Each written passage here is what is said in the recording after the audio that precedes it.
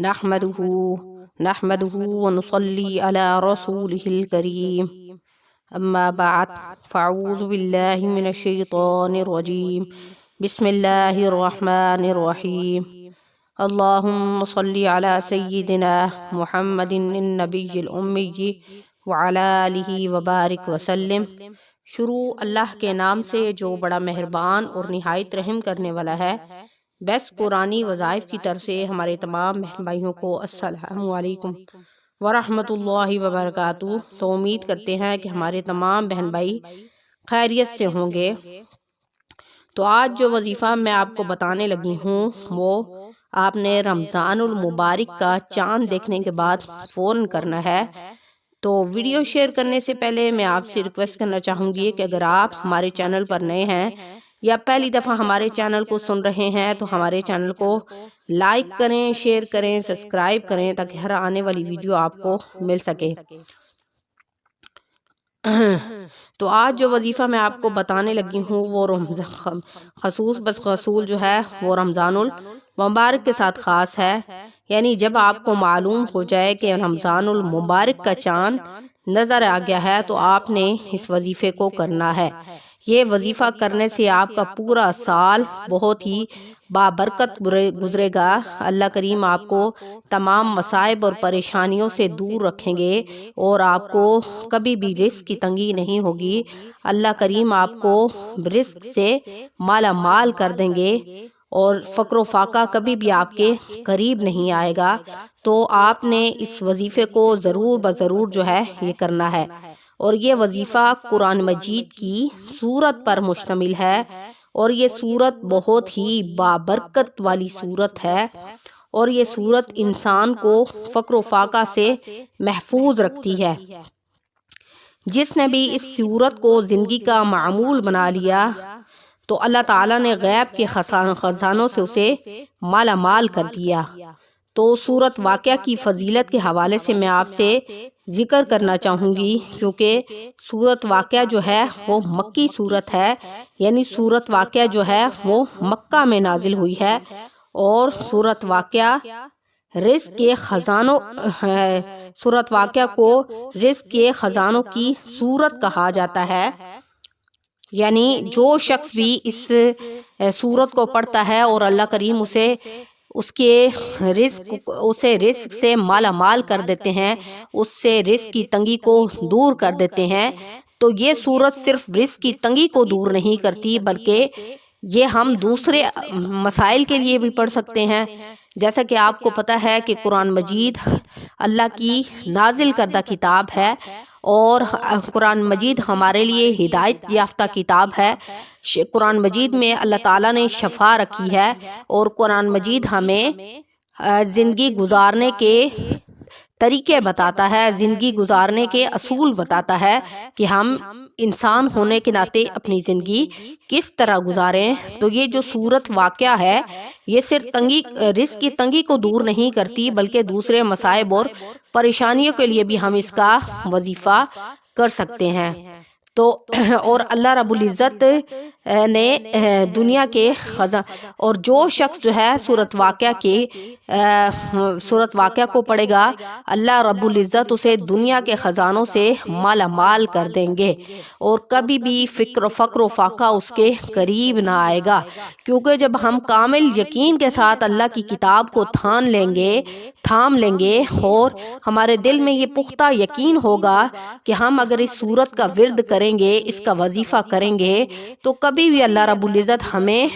غربت میں نہیں ڈالے گا بلکہ ہمیں ہر آزمائش سے نکال دے گا۔ اگر ہمارے گھر میں رزق کی تنگی ہے یا کوئی پریشانی ہے تو اللہ کریم اسے دور فرما دے گا۔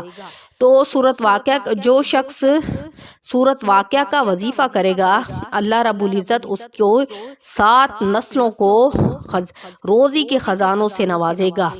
کبھی بھی اس کو رزق کی کمی نہ ہوگی بلکہ اس کی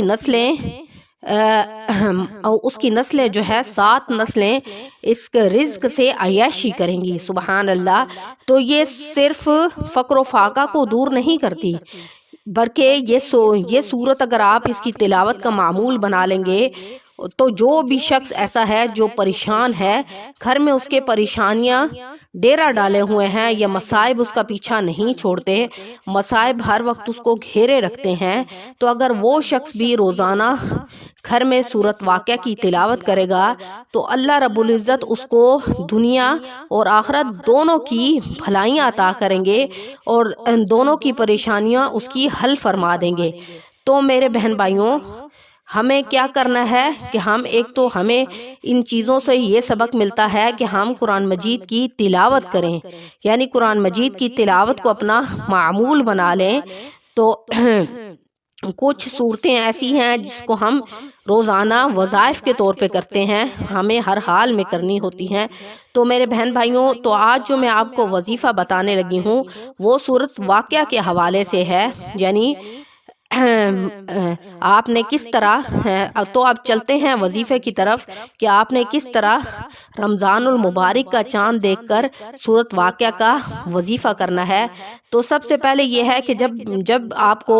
معلوم ہو جائے کہ چاند نظر آ گیا ہے تو کیا کرنا ہے آپ نے؟ سب سے پہلے اگر آپ نے خود چاند اپنی آنکھوں سے دیکھ لیا ہے تو آپ فوراً جو ہے چاند دیکھنے کی دعا پڑھیں۔ امید ہے کہ آپ کو چاند دیکھنے کی دعا آتی ہوگی، لیکن پھر بھی میں آپ کو سناتی ہوں۔ چاند دیکھنے کی دعا یہ ہے: اللہم اہلہ علینا بالیمن والایمان والسلامت والاسلام ربی وربک اللہ ہلال رشد وخیر۔ تو اس کے چاند دیکھنے کے بعد آپ نے دعا کرنی ہے۔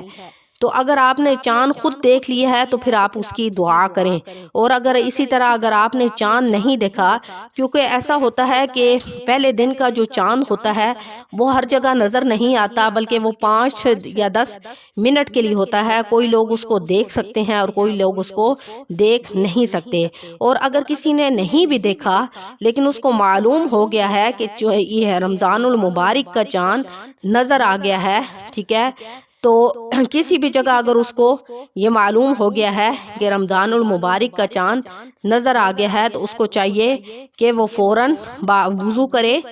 ٹھیک ہے، وضو کرے، اور اس کے بعد جو ہے اگر مرد ہے تو وہ مسجد میں جا کے بھی یہ عمل کر سکتا ہے، اگر عورت ہے تو وہ اپنے گھر میں کر سکتی ہے۔ اسی طرح اگر کوئی مرد ہے اور اس کو معلوم ہو گیا ہے کہ رمضان المبارک کا چاند نظر آ گیا ہے تو وہ فوراً مسجد میں جائے، وضو کرے اور 2 نفل صلاۃ الحاجت پڑھے، اور پھر اس کے بعد سورت واقعہ کی تلاوت کرے، اور پھر اس کے بعد ایک تسبیح سورت استغفار کی کرے، اور پھر اپنے لیے دعا کرے۔ اسی طرح اگر کوئی عورت ہے، ٹھیک ہے، جیسے مرد کے لیے میں نے وظیفہ بتایا ہے، اسی طرح عورت کو اگر معلوم ہو گیا ہے کہ رمضان المبارک کا چاند نظر آ گیا ہے تو وہ اسی ٹائم وضو کرے اور 2 نفل صلاۃ الحاجت ادا کرے، اس کے بعد سورت واقعہ کی تلاوت کرے، وہیں پر جائے نماز پر بیٹھے ہوئے، پھر ایک تسبیح سورت استغفار کی کرے، اور اس کے بعد اپنے لیے دعا کرے، اپنے اہل و عیال کے لیے اور تمام امت مسلمہ کے لیے دعا کرے،